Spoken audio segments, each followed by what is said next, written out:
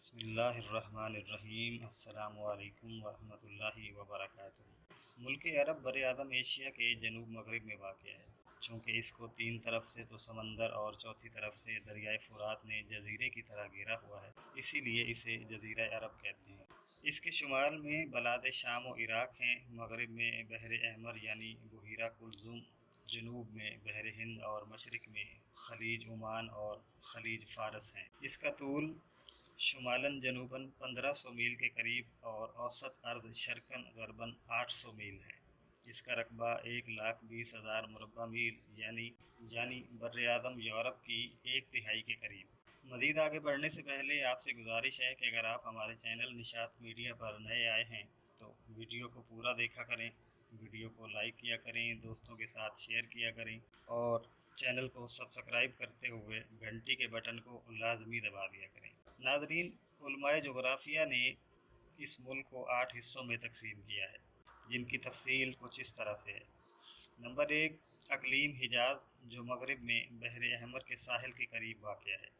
حجاز سے ملحق ساحل بحر کو جو نشیب ہے تہامہ یا غور کہتے ہیں، اور حجاز سے مشرق کو جو حصہ ملک ہے وہ نجد یعنی زمین مرتفع کہلاتا ہے۔ حجاز چونکہ نجد و تہامہ کے درمیان حاجز و حائل ہے، اس لیے اسے اسی نام سے موسوم کیا جاتا ہے۔ حجاز کے مشہور شہروں میں مکہ مشرفہ ہے، جو مشرق میں جبل ابو قبیس اور مغرب میں جبل قیقان کے درمیان واقع ہے۔ اس شہر مبارک میں نوشیروان کی تخت نشینی کے 42ویں سال فیل میں ربیع الاول کی 12ویں تاریخ کو سیدنا و مولانا محمد مصطفیٰ صلی اللہ علیہ وآلہ وسلم پیدا ہوئے۔ خانہ کعبہ اسی شہر میں ہے۔ مناسک حج کے مشہور مقامات میں سے صفا اور مروہ تو بیت اللہ شریف کے عین قریب ہی ہیں۔ مینا 3 میل مشرق کو ہے۔ مینا سے اتنے ہی فاصلے پر مشرق کی طرف مزدلفہ اور مزدلفہ سے مشرق کو اتنے ہی فاصلے پر عرفات ہے۔ مکہ مشرفہ سے شمال کی طرف تقریباً 200 میل کے فاصلے پر مدینہ منورہ ہے، جہاں حضور سرور کائنات صلی اللہ علیہ وآلہ وسلم کا مدار مقدس واقع ہے۔ مدینہ منورہ سے تقریباً 3 میل شمال کو جبل احد ہے، جہاں حضرت امیر حمزہ رضی اللہ عنہ کا مدار مبارک ہے۔ مکہ مشرفہ کی بندرگاہ جدہ ہے، جو 34 میل کے فاصلے پر بحیرہ کلزم کے ساحل پر واقع ہے۔ مدینہ منورہ کی بندرگاہ ینبو ہے، جو مدینہ سے 73 میل کے فاصلے پر بحیرہ کلزم کے ساحل پر ہے۔ اس اقلیم میں حرمین شریفین کے علاوہ بدر، احد، خیبر، فدق، حنین، طائف، تبوک اور غدیر خم اسلامی تاریخ میں بہت مشہور ہیں۔ حضرت شعیب علیہ السلام کا شہر مدین تبوک کے محاذ میں ساحل بحر احمر پر واقع ہے۔ حجر میں جو وادی القریٰ میں ہے، آثار ثمود اب تک پائے جاتے ہیں۔ طائف اہل مکہ مشرفہ کا مصیف ہے، یہاں کے میوے مشہور ہیں۔ نمبر 2، اقلیم یمن، جو حجاز کے جنوب میں بحر احمر اور بحر ہند کے ساحل سے متصل واقع ہے۔ اس کی یمن و برکت یعنی کعبۃ اللہ سے جانب یمین ہونے کے سبب اس نام سے موسوم ہے۔ اس اقلیم میں نجران، سینا اور سبا و مآرب مشہور تاریخی مقامات ہیں۔ مکہ، حدیدہ اور زبید تجارتی حیثیت رکھتے ہیں۔ سینا دارالسلطنت ہے، جو عدن سے 168 میل ہے۔ کنیسہ کلیس اسی شہر میں تھا۔ اس کا بندرگاہ حدیدہ ہے، جہاں سے بن اور چمڑے بیرونی ممالک کو جاتے ہیں۔ سینا سے 4 دن کی مسافت پر سبا و مآرب کے آثار پائے جاتے ہیں، جن کا ذکر قرآن کریم میں آیا ہے۔ نجران ایک بڑا شہر تھا، جس کے متعلق 70 گاؤں تھے۔ یہ شہر ملک عرب میں عیسائیت کا مرکز تھا۔ یہاں ایک بڑا گرجا تھا، جسے بنو عبد المدان بن الدیان حرثی نے کعبۃ اللہ کے مقابلے میں بنایا تھا۔ وہ کعبۃ اللہ کی طرح اس کی تعظیم کرتے تھے اور اسے کعبہ نجران کہا کرتے تھے۔ اسی گرجا کے بڑے بڑے پادری ہجرت کے 12ویں سال حضور سید المرسلین صلی اللہ علیہ وآلہ وسلم کی خدمت اقدس میں حاضر ہوئے تھے اور حضور نے ان کو مباہلہ کی دعوت دی تھی۔ نجران ہی کے ایک گاؤں میں قصہ اصحاب اخدود وقوع میں آیا تھا، جس کا تذکرہ اللہ تعالیٰ کے کلام پاک میں پایا جاتا ہے۔ نمبر 3، اقلیم حضرموت، جو یمن کے مشرق میں بحر ہند کے ساحل سے متصل واقع ہے۔ اس کے مشہور شہر تریم اور شبام ہیں۔ شبام دارالسلطنت ہے۔ ان کے علاوہ مربات، ظفار، شہر اور مکلا ساحل پر واقع ہیں۔ مکلا سے لوبان بیرونی ممالک کو جاتا ہے۔ نمبر 4، اقلیم مہرہ، جو حضرموت کے مشرق میں واقع ہے۔ یہاں کے اونٹ مشہور ہیں، جنہیں قبیلہ مہرہ کی طرف نسبت کر کے اہل مہریہ کہتے ہیں۔ یہاں کے باشندوں کی غذا عموماً مچھلی ہے۔ نمبر 5، اقلیم عمان، جو مہرہ سے متصل بحر ہند بحر عمان کے ساحل سے ملحق ہے۔ اس کے مشہور شہروں میں مسقط اور سہار ہیں۔ یہاں کے باشندے عموماً خوارج آبادیہ ہیں۔ نمبر 6، اقلیم الاحساء، جسے بحرین بھی کہتے ہیں، کیونکہ یہ بحر فارس و بحر عمان کے ساحل پر واقع ہے۔ اس طرف کے جزائر میں موتیوں کے مغاز ہیں۔ اس کے مشہور شہروں میں سے اس طرف کے جزائر میں موتیوں کے مخاص ہیں۔ اس طرف کے جزائر میں موتیوں کے مغاز ہیں۔ اس کے مشہور شہروں سے اس طرف کے جزائر میں موتیوں کے مغاز ہیں۔ اس کے مشہور شہروں میں قطیف، حفوف اور حجر ہیں۔ یہاں کے باشندے عموماً رافضی تب برائی ہیں۔ نمبر 7، اقلیم نجد، جو حجاز کے مشرق اور صحرائے شام کے جنوب میں ہے۔ اسی اقلیم کی نسبت سے حدیث شریف میں آیا ہے کہ یہاں سے شیطان کا سینگ نکلے گا۔ اسی اقلیم کے شمالی حصے حرب و احس اور حرب بسوس وقوع میں آئیں، جن میں سے ہر ایک 40 سال تک جاری رہی، اور اس کا دارالسلطنت ریاض ہے۔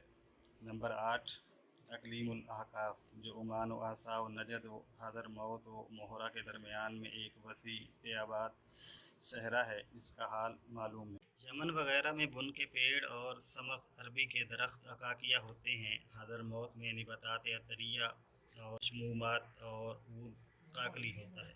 کھجور، کپاس، مکی اور چاول یمن میں خصوصیت سے ہوتے ہیں۔ سینا جنوبی حجاز اور تہامہ میں ہوتی ہے۔ بلسان کی مکہ مشرفہ کے قریب اور ہینا مغربی ساحل پر پائی جاتی ہے۔ نجد کے گھوڑے اور مہرہ کے اونٹ مشہور ہیں۔ گدھے، دمبے، بکریاں اور مویشی کثرت سے ہیں۔ عرب میں وحشی جانوروں میں سے شتر مرغ، چیتا، سیاہ گوش اور کفتار ہیں۔ زمانہ قدیم میں طوفان نوح کے بعد جزیرہ عرب میں سام بن نوح کی نسل کے لوگ آباد تھے۔ چنانچہ بنو یارب، بنو قحطان، بنو عامر بن شالخ بن ارکشد بن سام یمن میں بستے تھے۔ بنو جرہم، بنو قحطان اور بنو عملیق، بنو لوز بن سام حجاز میں رہتے تھے۔ بنو تسم بن لوز اور بنو جدیس بن عامر بن آرم بن سام یمامہ میں بحرین تک پھیلے ہوئے تھے۔ قوم عاد بن اوس بن آرم شہر و عمان اور حضر موت کے مابین احقاف میں آباد تھی۔ اس قوم کی طرف اللہ تعالیٰ نے حضرت ہود علیہ السلام کو بھیجا تھا۔ اور قوم سمود بن جاسر بن آرم حجاز و شام کے درمیان حجر میں آباد تھی۔ ان کی طرف حضرت صالح علیہ السلام بھیجے گئے تھے۔ ایک زمانہ گزرنے پر عاد و سمود، جدیس و عمالیق و جرہم فنا ہو گئے، اس واسطے ان کو عرب بائدہ بولتے ہیں۔ ان میں سے جو باقی رہے وہ حضرت اسماعیل کی اولاد میں مل جل گئے۔ حضرت اسماعیل علیہ السلام کی شادی قبیلہ جرہم میں ہوئی تھی، اس واسطے ان کی اولاد کو عرب مستعربہ کہتے ہیں، اور بنو قحطان کے عرب عربہ یعنی اصلی عرب کہتے ہیں۔ باقی کے تمام قبائل کی تباہی و بربادی کے بعد عرب میں 2 بڑے قبیلے رہ گئے، بنو قحطان اور بنو عدنان یعنی بنو اسماعیل۔ ان دونوں کی بہت سی شاخیں تھیں۔ اب عرب کا بڑا حصہ خاندان اسماعیل سے ہے، اور خود حضور سید المرسلین صلی اللہ علیہ وآلہ وسلم بھی اسی خاندان سے ہیں۔ ناظرین، پرانے وقتوں سے ہی عربوں کی تجارت مصر اور شام کے ساتھ تھی۔ چنانچہ جب بھائیوں نے حضرت یوسف علیہ السلام کو کنویں میں گرا دیا تو انہوں نے دیکھا کہ گیلاد سے اسماعیلیوں کا قافلہ آ رہا ہے، جن کے اونٹوں پر ادویہ و بلسان اور مر لدے ہوئے ہیں، اور وہ مصر کو جا رہے ہیں۔ یہ چیزیں لاشوں کے معطر بنانے میں مصریوں کے کام آیا کرتی تھی۔ اس کے مدتوں بعد وہ احادی سور کے ساتھ مویشیوں اور ادویہ اور بیش بہا پتھروں اور سونے کی تجارت کرتے تھے۔ گزرے زمانوں میں عربوں پر بہت سے بیرونی حملے ہوئے، مگر وہ کسی کے ماتحت نہ رہے۔ چنانچہ مصری فاتح شیشک ان کو زیر نہ کر سکا۔ کیروش فارسی، جو 529 قبل مسیح میں فوت ہوا، نے عرب کے شمالی حصے کے بعض عربوں کو مغلوب کیا، مگر مورخ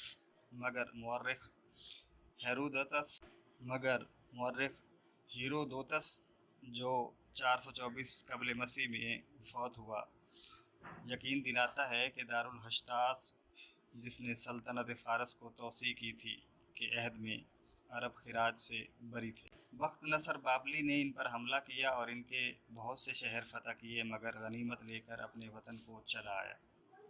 سکندر اعظم کا جانشین انطاکیونس، جو 301 قبل مسیح ان پر حملہ آور ہوا، مگر اسے ان کے ساتھ ان کی ہی شرائط پر صلح کرنی پڑی۔ رومی فاتح پومپے جو پیدا ہوا 106 قبل مسیح میں، نے ملک عرب کے ایک حصے کو تاخت و تاراج کیا، مگر اس کی فوج کی پسپائی ہوئی تو عربوں نے شدت سے تعقب کیا اور وہ کچھ عرصے تک شام میں رومیوں کو تنگ کرتے رہے۔ ولادت مسیح سے تقریباً 23 سال پہلے رومی سپہ سالار الیوس گالس بحیرہ کلزم تک آیا۔ اس نے چاہا کہ عرب کو فتح کر لے، مگر ناکام رہا۔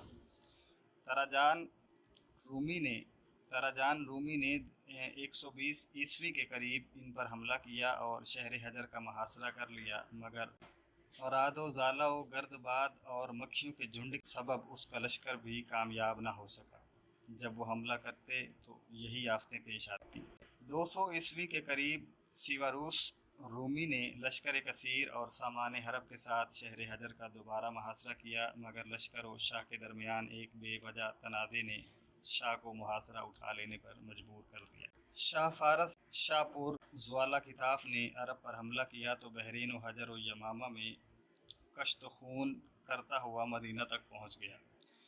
سرداران عرب جو گرفتار ہو کر آتے تھے وہ ان کے کندھے نکال دیتا تھا، اسی لیے اسے زوالا کتاف کہتے تھے۔ مگر اسی بادشاہ نے 360 عیسوی کے قریب تکریت پر، جو خود مختار عربوں کا ایک مضبوط قلعہ تھا، حملہ کیا تو ناکام رہا۔ 10ویں صدی قبل مسیح میں یمن میں ملوک عمیر بن سبا میں ایک فاسق خبیث بادشاہ مالک نام تھا۔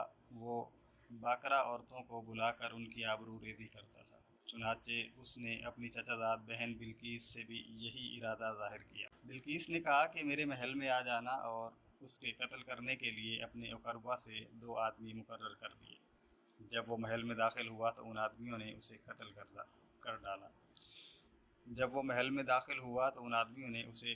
ڈالا۔ اہل یمن نے اسی سبب سے بلقیس کو اپنا حکمران بنایا، ورنہ وہ عورت کی حکمرانی کو پسند نہ کرتے تھے۔ یہ وہی بلقیس ہے جس کا قصہ قرآن مجید میں بھی آیا ہے۔ بلقیس کے بعد خاندان حمیر کے بہت سے بادشاہ یکے بعد دیگرے تخت پر بیٹھے۔ جب اہل یمن نے خدا تعالیٰ کی نافرمانی کی تو ان پر سیل ارم بھیجا گیا، جس سے ان کے باغات وغیرہ برباد ہو گئے۔ جیسا کہ قرآن مجید میں آیا ہے، وہ رزق و معاش کی تلاش میں مختلف اطراف کو ہجرت کر کے چلے گئے۔ چنانچہ بنو لخم بن عدی کی ایک جماعت خراسان کی طرف نکلی۔ انہوں نے دریائے فرات کے قریب شہر حیرہ کی بنیاد ڈالی، جو بعد میں اسی خاندان کا دارالسلطنت رہا۔ ملوک لخمیہ و مناظرہ 634 عیسوی تک اکاسرہ کی طرف سے عراق پر گورنر ہوتے رہے۔ اس کے بعد اسلام کا تسلط ہو گیا۔ بنو لخم کی طرح بنو قحطان کی ایک جماعت ہجرت کر کے دمشق سے متصل ایک چشمہ پر، جسے غسان کہتے تھے، جا اتری۔ وہ آخرکار شام کے حکمران بن گئے۔ ملوک غسان جنہیں مورخین عرب متنصرہ سے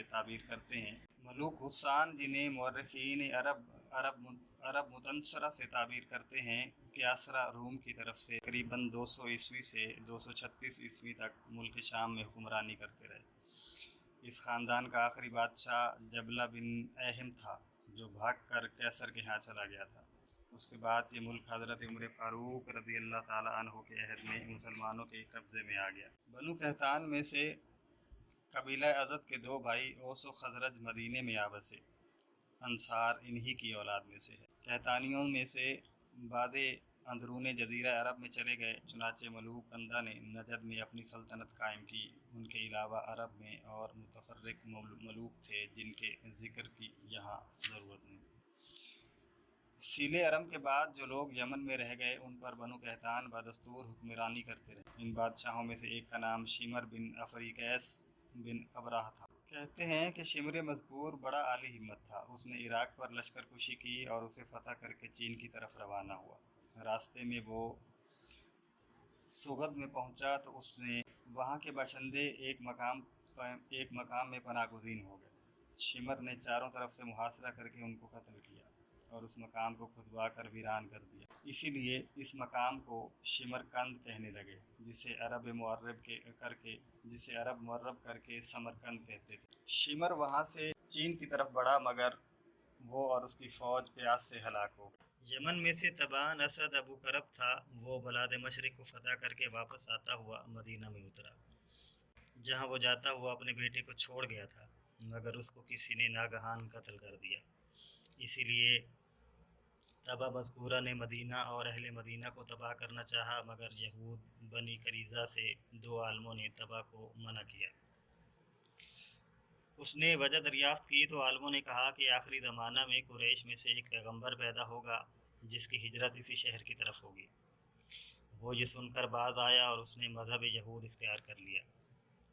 تبا مذکورہ مدینہ سے اپنے وطن یمن کی طرف روانہ ہوا۔ راستے میں اس نے مکہ میں 6 دن قیام کیا اور طواف کر کے کعبہ پر برد یمانی چڑھائی۔ یہ تبا پہلا شخص ہے جس نے سب سے پہلے کعبۃ اللہ پر پردہ چڑھایا۔ مکہ سے وہ یمن میں آیا، دونوں عالم اس کے ساتھ تھے۔ اس نے اپنی قوم یعنی حمیر کو یہودیت کی دعوت دی۔ حمیر اس وقت تک بت پرست تھے، انہوں نے تبا کی دعوت سے آخرکار مذہب یہود اختیار کر لیا۔ تبان اسد کے بعد اس کے بیٹے حسان کو عمرو بن تبان اسد نے ملک کے لالچ میں قتل کر دیا۔ عمرو مذکور بھی جلدی ہلاک ہو گیا اور حمیر کی سلطنت کا شیرازہ پراگندہ ہو گیا۔ لخنیہ نیوف ذوشناتر جو شاہی خاندان میں سے نہ تھا، ان کا بادشاہ بن بیٹھا۔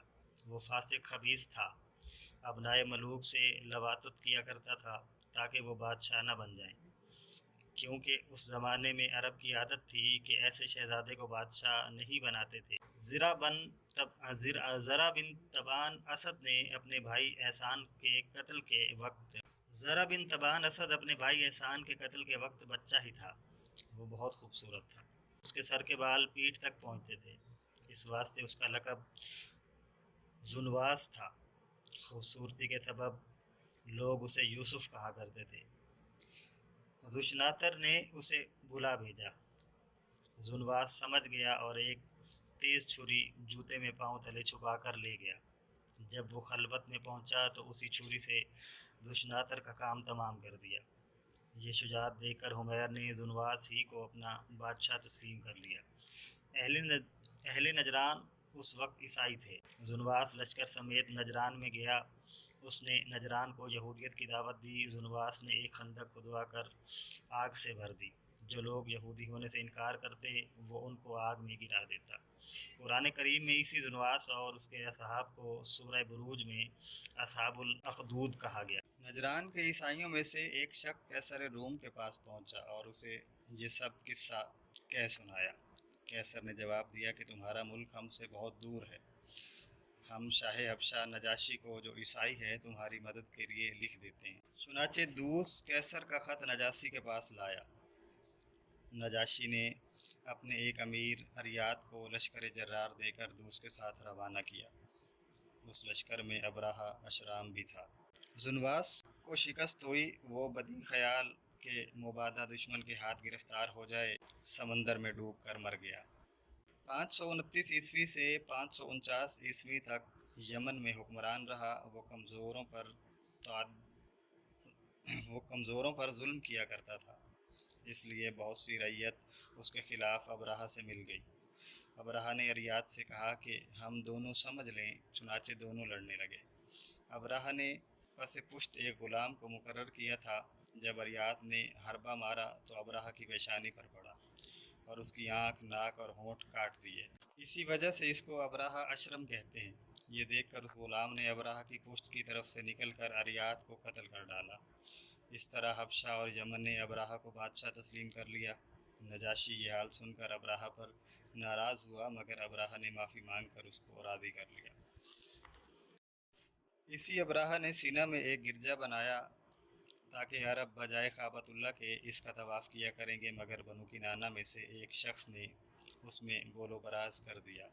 اس پر ابرہہ ہاتھی لے کر خانہ کعبہ کو ڈھانے آیا، مگر وہ اور اس کی فوج تباہ ہو گئی۔ یہ قصہ اصحاب فیل قرآن مجید میں مذکور ہے۔ حضور ختم المرسلین صلی اللہ علیہ وآلہ وسلم کا تولد شریف اسی واقعے کے 55 دن بعد ہوا۔ حضور خاتم المرسلین صلی اللہ علیہ وآلہ وسلم کی پیدائش مبارک اسی واقعے کے 55 دن بعد۔ ابرہہ کے بعد اس کا بیٹا یکسوم تخت یمن پر بیٹھا، مگر جلد ہی ہلاک ہو گیا۔ پھر یکسوم کا بھائی مسروق تخت نشین ہوا۔ اہل یمن اجنبیوں کی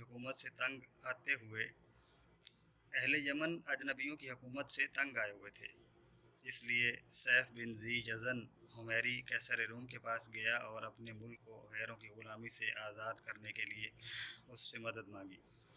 قیصر نے مدد دینے سے انکار کر دیا، اس لیے وہ کسریٰ نوشیروان کے دربار میں حاضر ہوا اور عرض کیا کہ ہمارے ملک پر اجنبیوں کی حکومت ہے، اگر آپ ہماری مدد کریں تو ہمارا ملک آپ کے زیر فرمان ہو جائے گا۔ کسریٰ کے ایک مرزبان نے یہ مشورہ دیا کہ بادشاہ کے قید خانے میں 800 آدمی واجب القتل موجود ہیں، ان کو بھیج دیا جائے، اگر وہ ہلاک ہو گئے تو ہمارا کیا جائے گا، اور اگر فتح یاب ہو گئے تو علاقہ مفتوحہ آپ کے قبضے میں آ جائے گا۔ چنانچہ قیدیوں میں سے ایک شخص وحرز کی سرکردگی میں وہ سب مہم یمن پر بھیج دیے گئے۔ اہل فارس کو فتح نصیب ہوئی اور مسروق مارا گیا۔ اس طرح حبشہ کا تصرف یمن پر 72 سال 529 عیسوی سے 601 عیسوی تک رہا۔ وحرز کے بعد کسریٰ کی طرف سے مرزبان بن وحرز، پھر تینجان بن مرزبان نائب السلطنت مقرر ہوا۔ تینجان کے بعد اس کا بیٹا جانشین ہوا، مگر کسریٰ نے اسے معزول کر کے بازان کو اپنا نائب مقرر کیا۔ جب حضور سید المرسلین صلی اللہ علیہ وآلہ وسلم مبعوث ہوئے تو اس وقت یہی بازان حاکم یمن تھا۔ جب کسریٰ خسرو پرویز کو حضور اقدس صلی اللہ علیہ وآلہ وسلم کی بعثت کی خبر پہنچی تو اس نے بازان کو لکھا کہ تم اس مدعی نبوت کے پاس جاؤ اور اسے کہہ دو کہ اپنے دعوے سے باز آ جائے، ورنہ اس کا سر قلم کر کے ہمارے پاس بھیج دو۔ بازان نے وہ خط رسول کریم صلی اللہ علیہ وآلہ وسلم کی خدمت اقدس میں بھیج دیا۔ حضور نے بازان کو جواب میں لکھا کہ کسریٰ فلاں مہینے کی فلاں تاریخ کو قتل ہو جائے گا۔ جب یہ خط بازان کو ملا تو کہنے لگا کہ اگر وہ نبی ہیں تو ایسا ہی ہوگا۔ چنانچہ کسریٰ کو اس کے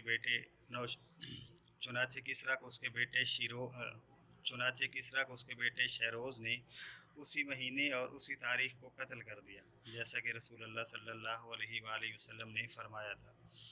یہ دیکھ کر بازان اور دیگر اہل فارس جو یمن میں تھے مشرف اسلام ہوئے۔